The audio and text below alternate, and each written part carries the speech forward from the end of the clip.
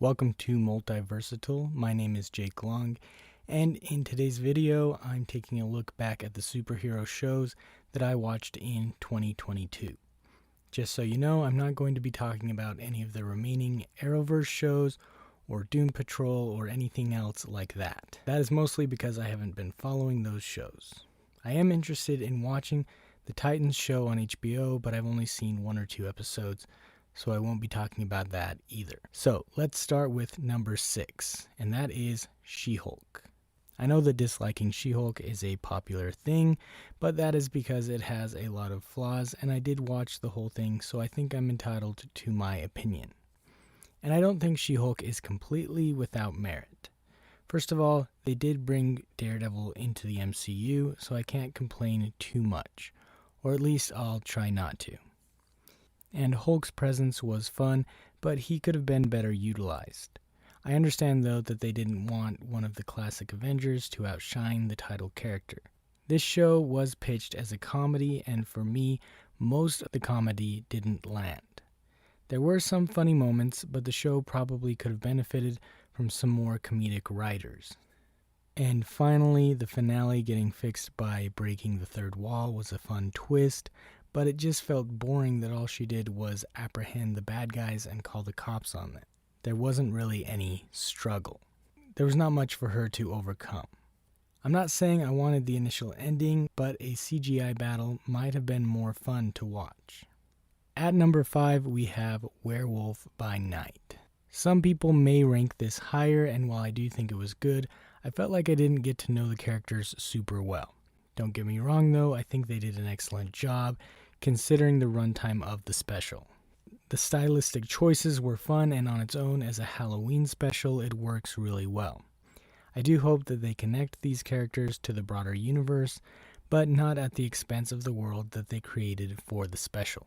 Tying everything together into the MCU seems to be an issue now with so much content, but the overall connectivity of the universe is appealing. I did find it ironic that the monster killers were killing each other so that they could gain the power to be a better monster killer, but once they win, there will be less monster killers in the world, so they'll be putting more people in danger and have more work. But I guess they live for the fight. Anyway though, I hope they have another Halloween special next year. My number 4 pick is Miss Marvel. This one was fun, but confusing at times, and I may be confused, but it seems like it contradicts the laws of time travel that were set up in Avengers Endgame. Miss Marvel is interesting enough, and the dynamic with her friends works well. Changing her powers from Mr. Fantastic to Green Lantern makes sense. I was never that invested in her power set anyway. In fact, I've never read any Miss Marvel comics, so I wasn't sure what to expect. I know she is a relatively new character overall though. I liked the involvement of the Department of Damage Control, especially since that is one of the few things that makes this feel connected to other Phase 4 projects, or at least just Spider-Man No Way Home. Overall, I think it was a good setup for the character. At this point, I don't see her character with another season of her own series, but it could happen.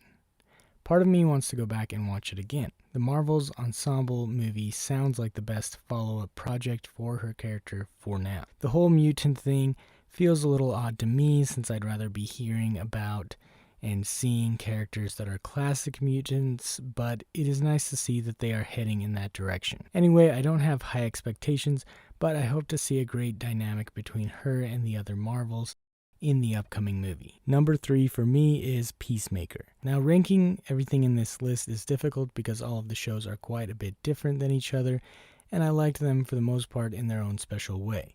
Peacemaker is definitely different than the others. I thought a lot of it was funny, but the crude humor only goes so far with me. I really felt like Peacemaker was on a journey, and I ended up liking the character even though I'm still mad at him for killing Rick Flag in the Suicide Squad movie. I enjoyed the little twist near the end, and I thought that the butterfly aliens were a good choice for some of the antagonists. Eagly was fun, and Vigilante felt like a sillier Deadpool wannabe, but for me it worked. I enjoyed how Peacemaker went from trying to earn the respect of his dad to realizing his dad isn't worth it. He knew that he was a horrible person, but I think a small part of him still wanted him to be proud because that is just the nature of father and son relationships. Now that I think of it, it seems like James Gunn has a knack for making projects with a focus on father and son relationships. Is not a good man. Still family. Anyway though, the action scenes were well crafted and overall it was a good show. My number 2 pick is Guardians of the Galaxy Holiday Special. Even though I decided to include the special features in the category of show, it does seem like they deserve a category of their own. However, there were only 2 of them, so I'm including them here. The Guardians Holiday Special did have a good amount of action, but it wasn't a traditional superhero story with supervillains, and that's okay because it is a special. That just makes it a little difficult to compare. The reveal of Mantis as Peter's sister was sweet, as was her desire to cheer Peter up. It felt nice to follow up with Quill still being a good leader, but having a hard time coping with the loss of Gamora, especially around Christmas time. Mantis and Drax worked perfectly together as a hilarious kidnapping duo, and Kevin Bacon was a fun addition as well. The music was spot on as always with James Gunn, and the mini-story that is about Quill and Yondu ties it all together. And of course, that is the father and son relationship back in there again. It might actually be good for him to write the Superman movie, as he can touch on the relationship with Superman and his biological father, who he never actually gets to meet, and his adopted father. Anyway, my number 1 pick for Marvel and DC shows in 2022 is Moon Knight. Now, based on what I've heard, a lot of people may place Werewolf by Night in this spot, and that's perfectly understandable, but this is my opinion. Moon Knight did have its flaws, and like most Disney Plus series, I think I would have enjoyed it more in a binge watch session, but it was refreshing. I like the multiple personalities, and Oscar Isaac played them brilliantly, especially the transitioning from one to the other. While I did like the concept of him blacking out when Moon Knight took over, I would have liked to have seen more of Moon Knight fighting. Also, it was odd that the powerful gods just let Harrow get away with his plan even after Moon Knight warned them.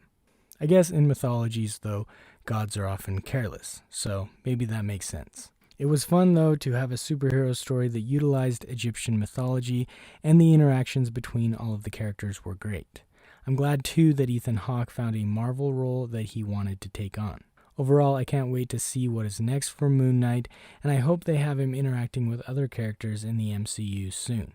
An appearance in the Daredevil series could be a lot of fun. Anyway, though, that is all from me. If you like the video, please hit that like button and leave a comment if you feel so inclined. Let me know what your ranking for these shows and specials are. Subscribe for more similar videos, and thanks for watching. Take care. It's like a real team out there.